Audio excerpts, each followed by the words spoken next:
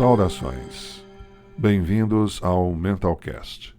Meu nome é Luiz Geraldo Benetton, sou psiquiatra, analista junguiano e pós-graduado em Medicina do Trabalho. Vamos refletindo. A relação entre saúde mental e trabalho tem sido estudada e pesquisada com afinco nos últimos anos. A literatura dispõe hoje de farto material que demonstra a relação da organização do trabalho e o surgimento de manifestações psicopatológicas nos trabalhadores. Fatores individuais e do mundo do trabalho se encaixam em uma soma vetorial para produzir resultados que se distribuem em um espectro que vai desde a felicidade genuína e a realização pessoal, até a vivência de falência moral e ou doenças ocupacionais bem definidas. A percepção que autonomia no trabalho e surgimento de psicopatologia associada ao trabalho são inversamente proporcionais alerta para um fator organizacional vital. Nossas organizações do trabalho ainda têm, em muitos casos, um viés autoritário, herdeiro de modelos antigos de gestão de processos produtivos e não de pessoas. A mudança de mentalidade ocorre muito lentamente, com fortes resistências e indiferenças por parte do empresariado. A falta de autonomia é uma das carências nutricionais para a manutenção da identidade do trabalhador, como base para a sua saúde psíquica e orgânica. A identidade, como estrutura inalienável do ser, é sujeita a mudanças pelo meio ambiente. O outro exerce força estruturante ou desestruturante frente ao indivíduo.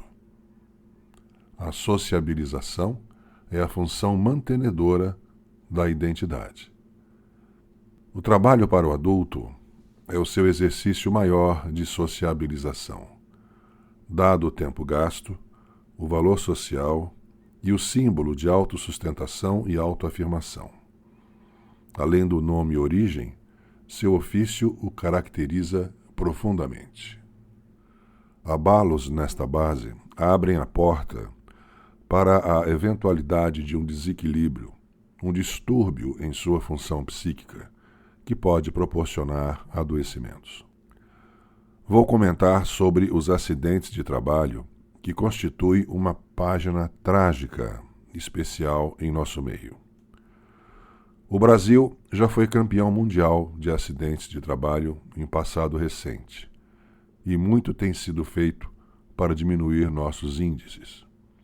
Apesar disso, em 2009, o número de trabalhadores que não mais retornavam ou por morte ou incapacidade permanente era de 49 por dia. Já em 2014, aumentou para 54 por dia.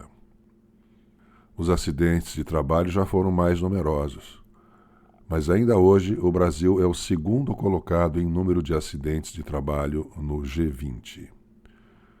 Os afastamentos temporários são em número assustador, e a faixa pertencente à saúde mental hoje está em segundo lugar, só perdendo para a patologia osteomuscular, mas já com o anúncio que vai passar para o primeiro lugar muito em breve. Segundo dados do Observatório do Trabalho, da Fiocruz e da Previdência, em 2013 foram cerca de 725 mil acidentes de trabalho. Pulando para 2017, 557 mil acidentes de trabalho. Em 2018, aumentou 586 mil acidentes do trabalho. E em 2019 caiu para 582 mil acidentes do trabalho. Em 2020, ocorreram 446 mil acidentes do trabalho, dos quais 1.866 óbitos e 4.224 aposentadorias por invalidez decorrentes de acidentes do trabalho. Esse último dado nos permite dizer que em 2020, cerca de 17 pessoas por dia aqui no Brasil ou perderam a vida ou a capacidade laboral de forma definitiva, índice melhor que em 2009 ou em 2014, que eram 49 e 54, como eu disse. Estes números não são precisos, dado que o registro do acidente pode não ter sido feito pela empresa junto à Previdência Social. Vou citar agora alguns riscos psicossociais, segundo a Organização Internacional do Trabalho.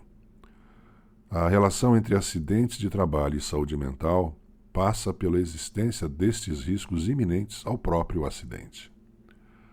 Um clima ameaçador, tácito ou não, desgasta emocionalmente o trabalhador, gerando um estresse que facilita a ocorrência do acidente. Já foi objeto de estudo a relação positiva entre aqueles impactados emocionalmente ou com insatisfação no trabalho e a maior incidência de acidentes. As sequelas emocionais do acidente de trabalho também devem ser contabilizadas, desde o surgimento de medos, fobias, depressão, até a mudança para pior na qualidade da vida relacional. O primeiro risco social que eu vou citar é o conteúdo do trabalho. Estamos falando de uma base sólida ou frágil? Monotonia, tédio, trabalho fragmentado, sem sentido, são elementos de uma base frágil, que pela incerteza e insegurança a ele associados, resultam em sofrimento emocional, tipo depressão, ansiedade e frustrações. Estudos já associam também com drogadição, queixas psicossomáticas e absenteísmo. Segundo risco psicossocial, a sobrecarga do trabalho. É o pecado organizacional mais comum, pela frequência que ocorre, piorado pelo vendaval antiético que a pandemia e a quarentena provocaram. Medo, insegurança e competitividade selvagem resultam em uma vivência de urgência, alicerçada pela instantaneidade da informação que vem do computador, mas não do cérebro humano. O trabalho dobrou, o tempo encurtou e o ser humano trincou. A epidemia que ocorreu paralela à pandemia foi de estresse, burnout e pânico. As sequelas são fobias e quadros de estresse pós-traumático. O tempo do ser humano nunca foi e nunca será um tempo de máquina. A organização do trabalho precisa aprender essa visão. O trabalho deve ser feito respeitando a humanidade do ser. Androides fazem companhia a Papai Noel e a Fadinha dos Dentes.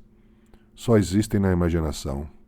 Na realidade, o trabalho esgotado dá um gasto humano e financeiro à empresa. Não tem mais sentido insistir nessa visão. Terceiro risco psicossocial é a jornada de trabalho.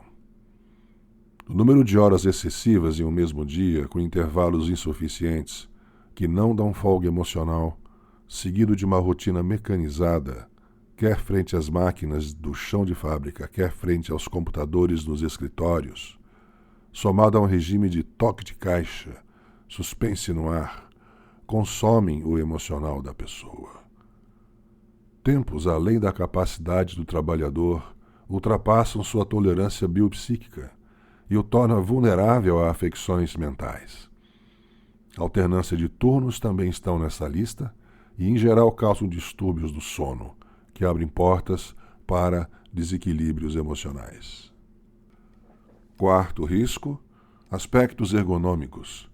A falta de planejamento dos espaços de trabalho, iluminação inadequada, ruídos acima do suportável, ausência de equipamentos de proteção individual e coletiva, produzem fadiga, ansiedade, irritabilidade e o que mais estiver incistado na psique do indivíduo e que é despertado pelo ambiente desajustado.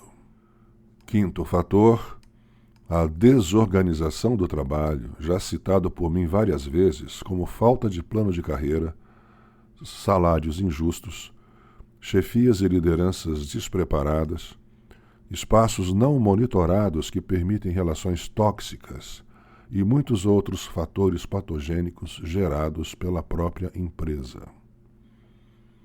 Sexto, assédio moral. que também será apresentado em 2 episódios em breve. É o segundo maior pecado organizacional em frequência. E este não tem justificativa de fatores externos. O assédio moral, sexual e existencial são um atestado do descuido da organização do trabalho em prevenir toxicidades oriundas das famílias disfuncionais que geram assediadores. Na próxima semana, darei continuidade a este episódio que faz a relação entre o trabalho e a saúde mental. Até lá! E você, que trabalha com gestão de pessoas e recursos humanos, e está interessado em refletir sobre o universo de trabalho pelo qual é responsável, e gostaria de entrar em contato comigo, seja bem-vindo. Envie sua mensagem pelo e-mail contato@mentalcast.com.br.